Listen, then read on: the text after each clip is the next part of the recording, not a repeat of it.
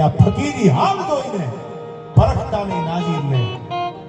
ઘણીવાર આપણે કોઈને જો નક્કી કરી લેતા આ કોણ છે કેટલામાં હશે, નક્કી ન થાય યાર. ફકીરી હાલમાં કોઈ અમીરી હોય છે યાર. આ ફકીરી હાલ જોઈને પરખતા નહીં નાજીરને. અરે સારા ના તો સંસ્કાર બોલે છે, રહે છે મૌન આંખો પણ તમારી અસરું ધાર બોલે છે. આય બચાવના આંગણે આવા સરસ મંડપ નીચે જ્યારે આપણે મળવાનું થયું હોય, એવી કંઈક સંસ્કૃતિની સાહિત્યની વાતો કરવા તમે મને બોલાવ્યો છે આયા. ત્યારે મેં કીધું એમ 22 જાન્યુઆરીએ ભગવાન રાઘવેન્દ્ર સરકાર જ્યારે બિરાજમાન થઈ ગયા, બાપુ બિલખાથી આવ્યા છે. મારે શેખ સગારસાની વાત પણ કરવી છે આયા. વાણિયાની દીકરી નમો હિરણતાનમ નમો આયુરાણમ નમો યોદ્ધાયાણમ નમો નવકાર ભણવા વાળી વાણિયાની દીકરી પોતાના દીકરાને ખાંડીને ખવડાવી દીધો. એ પ્રસંગો મારે આપને કહેવા છે, પણ પહેલા તો રામને બે કડીમાં યાદ કરું. થોડીક વાર શાંતિ રાખજો, એટલે મારે એકાદી વાત પાલુભાઈ કરવી છે જે ઉતરી જાય મને તમને.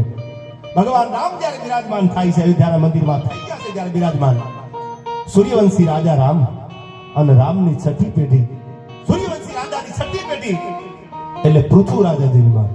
અને પૃથુ રાજા ઉપરથી આખી પૃથ્વીનું નામ, આ પૃથ્વી જો પડ્યું હોય તો સૂર્યવંશીની છઠ્ઠી પેઢી પૃથુ રાજા ઉપરથી પૃથ્વીનું નામ પડ્યું છે. આયા વાત આગળ એટલા માટે કરું છું કે જેની પરંપરામાં સાસ માખણને સેવટે જેની હાલતું હળગી હોય, પણ કદીએ કાળા ન હોય, જેના કુળ દૂધડિયા કાગડા, જેની પરંપરા ઉજળી હોય, એ ઉજળી પરંપરા રામ ક્યાં જન્મે એની થોડીક ઝાંખી આપને આગળ કરાવીને મારે ગીત અહીંથી ગાવું છે રામ માટે. પણ છઠ્ઠી પેઢી સૂર્યવંશની એટલે પૃથુ રાજા જન્મા, અને એમના ઉપરથી આ પૃથ્વીનું નામ તો ધરતી છે, પૃથ્વી આપણે બોલી છે, એ પૃથુ રાજા જન્મા.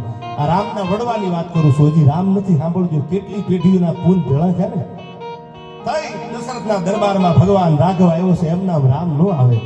તમારા ફળિયા અને તમારા ખોળિયા જ્યારે ઉજળા હોય ને ત્યારે હોનબાઈ જેવી જગદંબા અવતાર લે, ત્યારે મોગલ આવે, ત્યારે પીઠળ આવે. તમારું ખોળિયું અને તમારું ફળિયું બે ઉજળું હોય તો છઠ્ઠી સૂર્યવંશીની છઠ્ઠી પેઢી પૃથુ રાજા થયા. હવે સાંભળજો, 32મી પેઢી સૂર્યવંશી રાજાની ત્રિશુંક રાજા થયા. અને ત્રિશુંક રાજાના દીકરા એટલે તમે જાણો છો સત્યવાદી રાજા હરિચંદ્ર રાજા.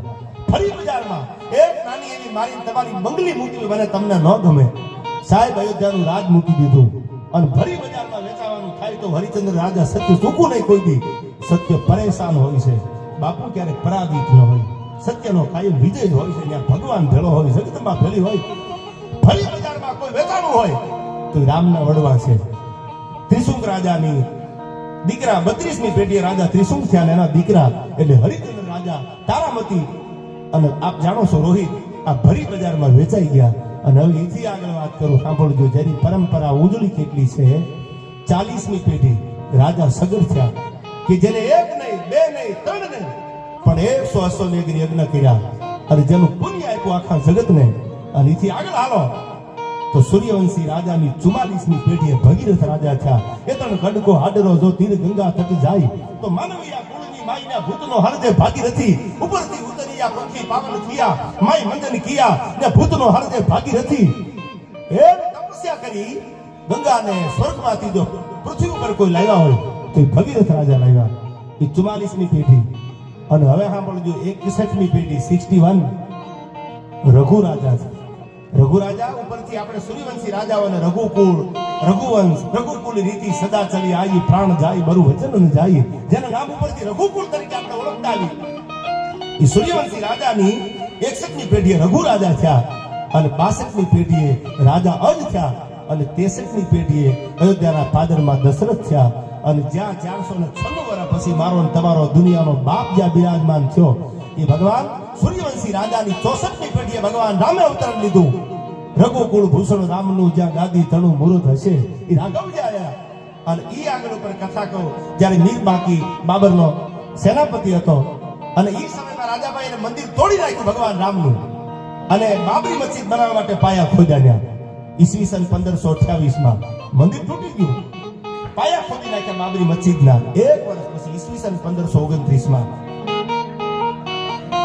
હસવાલાના સ્ટેટ હસવાલા મહારાજા રણવીરસિંહજી અને એમના અર્ધાંગના એટલે જયરાજ કુમારીએ હાથમાં તલવાર લીધી. ભાઈ ઈસવીસન 1529માં 3000નું દળકટક લઈ અને જે બાકી આપણી રામ મંદિર તોડ્યું અને જ્યાં બાબરી મસ્જિદ બનાવી એના ઉપર ચડાઈ કરી, પણ બાબરની એવડી મોટી સલ્તનત હતી કે જયરાજકુમારીને હારવું પડ્યું ને બાબરની આગળ એમના લશ્કરનું પાછું પડવું પડ્યું, સફળતા ન મળી. ત્યાર પછી ઘણા સંઘર્ષો થયા. છેલ્લે જયરાજકુમારીજી આ રામ મંદિર માટે કાયમ આવ્યા. યાદ એટલા માટે ઇતિહાસને કરું છું કે ભલે 496 વર્ષ પછી મારો રામ તમારો મારો બાપ બેઠો છે, પણ જેને પાયામાં પોતાના લોહી રેડ્યા છે એ ઇતિહાસને આપણાથી ભૂલાય નહીં. જેને રામ મંદિર માટે પોતાના લોહી પોતાના હાથ હોમી દીધા છે. અને હવે સાંભળજો, જે મંદિર જે તે સમયે કુશે બનાવેલું, લવકુશ 2 દીકરા રામના, કુશે મંદિર બનાવેલું રામનું, જીર્ણ થઈ ગયેલું મંદિર વર્ષો પહેલા. અને તેથી ઉજ્જૈનના મહારાજા વિક્રમાદિત્યએ એનો જીર્ણોદ્ધાર કરેલો. ઇતિહાસ તો બહુ મોટો છે, પણ એ જે આખી પરંપરા જે છે છેલ્લે જયરાજકુમારીજી કામ આવી જાય છે યુદ્ધમાં બાબરની સામે, બાબરની સલ્તનત સામે રામ મંદિર માટે. આની મરદા મરદ એક વિરાંગનાને અટાણે એટલા માટે યાદ કરું છું કે પાયાના પથ્થરમાં એના લોહી રેડ્યા છે એને. અને આ રામ મંદિર 496 વર્ષ પૂર્ણ થયા. જ્યારથી બાબરી મસ્જિદ બની ત્યારથી 1992 સુધીમાં 81 યુદ્ધો, 81 સંઘર્ષો થયા. એમાં કોઈ ના કોઈ પોતાના પ્રાણ પોતાના હાડ હોમી દીધા. અને ત્યારે આ બધાની કૃપા જ્યારે ઉતરી, અને બધાની કૃપા એવી ઉતરી કે આપણને મરદા મરદ વડાપ્રધાન નરેન્દ્રભાઈ મોદી મળ્યા કે રોકાય તો રોકી લીજો, આ ખોડેલા સીતારામના એના ખૂટા કોઈથી ન કહેવાના. ભગત બાપુએ કીધું હતું કે હવે ઘણા એમ કે એકચ્યુઅલી પછી આમ થઈ જાય, એકચ્યુઅલી પછી આમ થઈ જાય. હવે એમાં એકચ્યુઅલી કાંઈ ન થાય, રામ મંદિર બને જ ભાઈ, પણ જીગર વાવી જોઈએ. અને એ જીગર નરેન્દ્ર મોદીએ કરી દેખાડ્યું. મને તમને નહીં, પૂરા વિશ્વને તેની નોંધ લેવી પડે. જ્યાં સુધી ચાંદો અને સૂરજ રહે ને ત્યાં સુધી નરેન્દ્ર મોદીને એ દુનિયા ભૂલી નહીં શકે યાર. એવું કામ જેને કર્યું આયા. અને ભગવાન રામને જ્યાં બિરાજમાન કર્યા ત્યારે એક નવો સંત ભગવાન રાઘવ માટે કે પાલુભાઈ તેથી આપણને દિવાળી લાગતી હતી. દિવાળીના દી ફટાકડા ફૂટે, 2 વર્ષ હોય તો 9 વર્ષ હોય તો ફટાકડા ફૂટતા હોય. પણ જ્યારે અયોધ્યાના મંદિરમાં ભગવાન રામ બિરાજમાન થયા અને જે ફટાકડાઓ ફૂટતા હતા, ગામડાની નાનામાં નાની બજાર લઈ લ્યો, સિટીની મોટામાં મોટી સોસાયટી લઈ લ્યો, એમાં એટલો આનંદનો માહોલ હતો જાણે દિવાળી યાદ છે. એટલે કાંઈક નવી વાત કરવા આવ્યો છું ત્યારે મને નવો છંદ યાદ આવે. હરિગીત છંદમાં ભગવાન રાઘવ જ્યારે 22 જાન્યુઆરી બિરાજમાન બન્યા ત્યારે અવધના પાદરમાં કેવું લાગે છે આ છંદમાં શબ્દો સાંભળજો બાલુભાઈ. કેવા જ્ઞાન ગારા નામ તું યાદ જવત કે રે જાવણે.